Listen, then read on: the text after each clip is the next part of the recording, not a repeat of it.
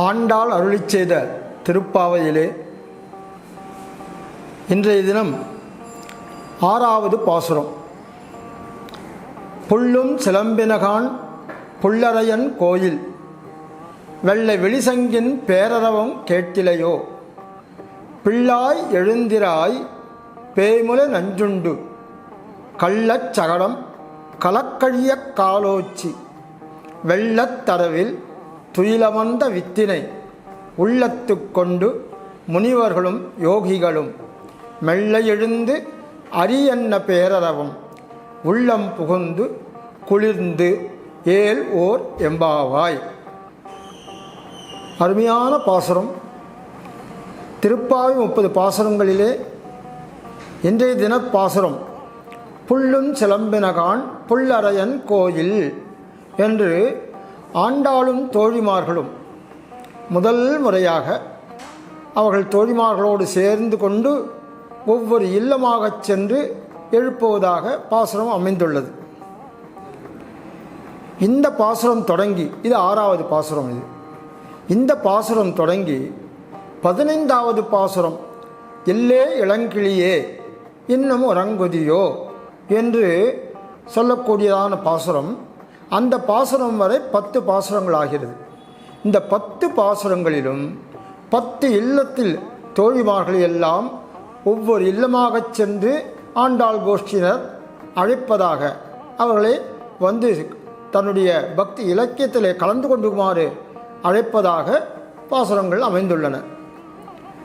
இன்னொரு விதமாக சொல்ல வேண்டுமென்றால், இந்த 10 பாசுரங்கள் மூலமாக 10 ஆழ்வார்களை துயிலெழுப்புவதாக, அவர்களை பற்றி தெரிந்து கொள்வதற்காக துயிலெழுப்புவதாக அமைந்த பாசுரங்கள் என்று வியாக்கியான கர்த்தாக்கள் சொல்கிறார்கள். இப்பொழுது மேலெழுந்த வாரியாக தோழிகளை அழைப்பதாக இருப்பதாகவும், சுவாபதேச அர்த்தங்கள் என்று காணும்போது 10 ஆழ்வார்களை ஒவ்வொரு ஆழ்வார்களாக எழுப்புவதாக நயம் அமைத்திருக்கிறார்கள் வியாக்கியான கர்த்தாக்கள், ஒரே ஆசிரியர்கள் எல்லாம். அந்த விதத்திலே இன்று இந்த பாசுரம் ஆழ்வார்கள் 10 பேர் நம்ம பார்த்துருக்கோம், ஏற்கனவே பார்த்துருக்கோம். இருந்தாலும் மறுபடியும் ஒரு முறை சொல்லுவோம். பொய்கை ஆழ்வார், பூதத்தாழ்வார், பேயாழ்வார், திருமழிசை ஆழ்வார், நம்மாழ்வார், குலசேகர ஆழ்வார், பெரியாழ்வார், தொண்டரடிப்பொடி ஆழ்வார், திருப்பானாழ்வார், திருமங்கையாழ்வார் என்று 10 ஆழ்வார்கள். அந்த கோஷ்டியிலே ஆண்டாளும் மதுரகவி ஆழ்வாரும் சேர்த்து 12 ஆழ்வார்கள் என்று கணக்கிடுவதும் உண்டு. இப்பொழுது இன்றைய பாசுரத்திலே ஆழ்வார், எழுப்பப்படும் ஆழ்வார் யார் என்பதை முதலே சொல்லிடுறேன். அப்புறம் அதை பற்றி விளக்கமாக பின்னால் பார்ப்போம். பெரிய ஆழ்வார். பெரிய ஆழ்வார் யார்? ஆண்டாளுடைய வளர்ப்பு தந்தை. பெரியாழ்வாருடைய பெண் பிள்ளையாகத்தானே ஸ்ரீவில்லிபுத்தூரிலே ஆண்டாள் அவதரித்தாள்னு பார்த்தோம். பெரியாழ்வார் ஸ்ரீவில்லிபுத்தூரிலே வட்டபத்திர சாயி என்று விளங்கக்கூடிய அந்த எம்பெருமானுடைய திருவடி வாரத்திலேயே தன்னுடைய ஆசிரமத்தை அமைத்து கொண்டு அங்கே நந்தவனம் ஒன்றை, புஷ்ப நந்தவனம் அதை ஒன்று அமைத்து கொண்டு அதிலே புஷ்பங்களெல்லாம் பயிரிட்டு அதையெல்லாம் எடுத்து புஷ்பங்களை கோர்த்து மாலையாக்கி அந்த வடபெரும் கோயிலான் உடையானுக்கே சாத்துவதை தன்னுடைய வழக்கமாக கொண்டிருந்தவர் அந்த பெருந்தகை, ஸ்ரீ வைஷ்ணவ பெருந்தகை அவர். அப்படிப்பட்டவருடைய அவருக்கு குழந்தை இல்லாமல் இருந்தது. ஒரு நாள் எதேச்சையாக அவரே ஆச்சரியப்படும் வண்ணம் அவருடைய நந்தவனத்திலே அந்த துளசி செடியின் கீழே ஒரு அழகான பெண் குழந்தை ஒன்று இருப்பதை பார்த்து ஆச்சரியப்பட்டார் அவர். அந்த குழந்தையானவள் அழகு மிகுந்து இருக்கிறாள். அப்படிப்பட்டவளை அழகாக கொண்டு வந்து தன்னுடைய தேவிமாரிடம் காண்பித்து, பகவான் நமக்கு அருள் செய்துள்ளார் என்று அந்த குழந்தைக்கு கோதாய் என்று பெயரிட்டார்கள் பெற்றோர்கள். இந்த பெரியாழ்வார் என்று சொல்கிறோமே, அவர் முதல் பேர், அவருக்கு என்ன பேர்? விஷ்ணு சித்தர்னு பேர். விஷ்ணு சித்தர் பின்னால் ஆழ்வாராக மிளிர்ந்தார். அதற்கு பின்னாலேயும் ஒரு கதை இருக்கிறது, அவர் எப்படி ஆழ்வாராக திகழ்கிறார் என்று. இந்த விஷ்ணு சித்தர் என்பவர் சாதாரணமாக பெருமாளுக்கு கைங்கரியம் வரும் ஒரு தொண்டராகத்தான் இருந்தார். அவர் ஏதும் கற்றதாக, அவ்வளவு கற்றதாக இல்லை, புலமை இருந்ததாக இல்லை. ஆனால் பகவானுடைய கடாட்சம் ஒருத்தர் மீது படுமானால் ஒரு காலத்தில், க்ஷண காலத்திலே அவர்கள் எல்லோரும் பெரிய மேதாவிகளாகிவிடுவார்கள். சகல கல்வியும் கரை கண்டவர்களாகிவிடுவார்கள். எல்லாம் பகவான் அருளி செய்வதான அந்த சங்கல்பத்தினால் உண்டாவது. அப்படிப்பட்டதானது அவர் பாண்டிய தேசத்திலே இருந்த சபைக்கு சென்று, பெருமாள் அனுகிரகத்தினாலே அந்த சபைக்கு சென்று பாண்டியனுடைய முன்னே அவர் பரத்வத்தை நிர்ணயம் பண்ணார் அப்படின்ற கதையெல்லாம் பார்த்துருக்கோம் நம்ம ஏற்கனவே. அப்படி பரதத்துவத்தை, விஷ்ணு பரமான தெய்வம், சிவன் நாராயணன் என்ற கதையெல்லாம் அவர் அழகாக எடுத்து சொல்லி, பாண்டியன் கொண்டாட பட்டர்பிரான் வந்தான் என்று ஈண்டிய சங்கம் எடுத்தூத வேண்டிய வேதங்களோதி விரைந்து கிழியறுத்தான் பாதங்கள் யாமுடைய 10 என்பதானது அந்த தனியனாக பேசப்படுகிறது. அதை பற்றி அப்படி செய்ததினாலே என்ன ஆயிற்று, பெருமாளே வடபெரும் கோயிலுடானே இவருடைய புகழெல்லாம் பார்த்து ஆச்சரியப்பட்டாராம். பாண்டியன் மகிழ்ந்து போனான். அவன் ஒரு பொற்கிழியை வைத்திருந்தான். இது யாருக்கு யார் அவர்கள் சொல்வதனாலே திறம்பட பரதத்தை உழைப்பவர்களுக்கு இந்த பொற்கிழி சேரும் என்று சொல்லி அதை வைத்திருந்தான் அங்கே. அது சாதாரணமாக, அது அனாயாசமாக அந்த பொற்கிழியே அவரை நோக்கி வந்ததாம். அப்படிப்பட்ட இந்த பொற்கிழி வந்தவுடன், அதை பார்த்தவுடன் பாண்டியராஜா திகைத்து போனான், ஆச்சரியப்பட்டு போகிறான். அவர் பாண்டியன் கொண்டாட பட்டர்பிரான் வந்தான் என்று ஈண்டிய சங்கம் எடுத்தூத வேண்டிய வேதங்களோதி விரைந்து கிழியறுத்தார் இந்த விஷ்ணு சித்தர். பரதத்துவம் நிர்ணயம் ஆயிற்று. உடனே சந்தோஷப்பட்ட ராஜா அவரை யானை மீது ஏற்றிக்கொண்டு, பட்டத்து யானை மீது அவரை ஏற்ற வைத்து சாமரங்கள் வில்வீச 2 பக்கமும் எல்லாம் இருக்க, அப்படியாக அந்த வீதிகளிலே அவரை அழைத்து கொண்டு சென்றாராம். அப்பொழுது பெருமாள் பார்த்தாராம், எப்படிப்பட்ட ஒரு ஆனந்த நிகழ்ச்சியாக இருக்கிறது இது அப்படின்னு சொல்லிட்டு பெருமாளை என்ன பண்ணிட்டாராம், இவரை பார்ப்பதற்காக, அந்த விஷ்ணு சித்தரை பார்ப்பதற்காக அவர் கருடாரூடனாக ஸ்ரீதேவி பூதேவி சமேதராக அந்த வானத்திலே எழுந்தருளிருக்கிறாராம். அந்த வடபெரும் கோயிலுடானே வந்தார் என்று சொல்வார்கள். அப்படி பார்த்த உடனே எல்லாரும் பார்க்கிறார்கள். பகவான் அங்கே கருடாரூடராக இருக்கிறார், ஆச்சரியமாக எழுந்தருளிருக்கிறார். இதை பார்த்த உடனே பெரியாழ்வாருக்கு, இந்த விஷ்ணு சித்தருக்கு ஒரு எண்ணம் தோன்றுகிறதாம். பகவான் வந்துவிட்டாருன்னு சொன்னால், ஒரு சாதாரணனுடைய லௌகீக விஷயத்திலே நம்ம பார்த்தா கூட ஏதோ ஒரு காரியத்திலே நாம் ஈடுபட்டிருக்கிறோம். அந்த காரியத்தில் ஈடுபட்டிருக்கும் பொழுது ஒரு தேசத்தின் தலைவரே அங்கே வந்துவிட்டார்னா நம்மளுக்குள்ளே ஒரு செருக்கு தானே மிகும். நம்முடையும் பார்ப்பதற்காக வந்திருக்கிறாரே அப்படின்னு அந்த மாதிரி செருக்கு தோன்றலையாம். பகவானை பார்த்த உடனே இவருக்கு ஒரு எண்ணம் தோணித்தான், எப்படி காட்சியளிக்கிறார் பகவான், அழகாக அருட்பெருஞ்சோதியாக காட்சியளிக்கிறாரே. இந்த காட்சியை பார்த்தனால் வயலறிவர்கள் எத்தனை பேர் இருப்பார்கள், ஏதாவது அவர்களுடைய கண் எச்சில் பட்டுவிட போகிறதே, திருஷ்டி பட்டுவிட போகிறதே பெருமாளுக்கு என்று சொல்லி அவர் என்ன பண்ணாராம், உடனே பல்லாண்டு என்று பாடுகிறார். திருப்பல்லாண்டு என்றதாக 10 பாசுரங்கள் பாடுகிறார். அந்த பல்லாண்டு பல்லாண்டு பல்லாயிரத்தாண்டு பல கோடி 100,000 மல்லாண்ட திண்டோள் மணிவண்ணா உன் சேவடி செவ்வி திருக்காப்பு அடியோமோடும் நின்னோடும் பிரிவின்னி 1000 பல்லாண்டு வடிவானின் வளமார்பினில் வாழுகின்ற மங்கையும் பல்லாண்டு வடிவார் சோதி வளத்துறையும் சுடர் ஆழியும் பல்லாண்டு படைவோர் புக்கு முழங்கும் அப்பாஞ்சஜன்யமும் பல்லாண்டே என்று பகவானுடைய ஆயுதங்களெல்லாம் பார்த்து, பாஞ்சஜன்யம் என்பது பகவானுடைய 5 ஆயுதங்களிலே ஒன்று. வலக்கையிலே ஆழி திருவாழி சக்கரம் எழுந்தருளியுள்ளார். இடக்கையிலே அவர் பாஞ்சஜன்யத்தை எழுந்திருக்கிறார். அந்த பல்லாண்டு பாசுரத்திலே பாஞ்சஜன்யத்தை கடைசியாக சொல்கிறார். பாஞ்சஜன்யமும் பல்லாண்டே, எல்லாரும் நீங்கள் நீடூறி வாழ வேண்டும் என்று அவர்களே வேண்டி சொல்கிறார். எப்படிப்பட்டவர் இது? ஒரு சாதாரணமாக இருக்கக்கூடியவர் எப்படி வாழ்த்துக்கள் எப்போது தெரிவிப்பார்கள்? பெரியவர்கள் சிறியவர்களை பார்த்து வாழ்த்து சொல்வது வழக்கம். ஆனால் மகா பெரியவனாக இருக்கக்கூடியவர் பகவான், இறைவன். அப்படிப்பட்ட இறைவனுக்கு சாதாரண தொண்டராக இருக்கக்கூடியவர் வாழ்த்து சொல்லலாமா அப்படின்னு ஒரு கேள்வி எழும்.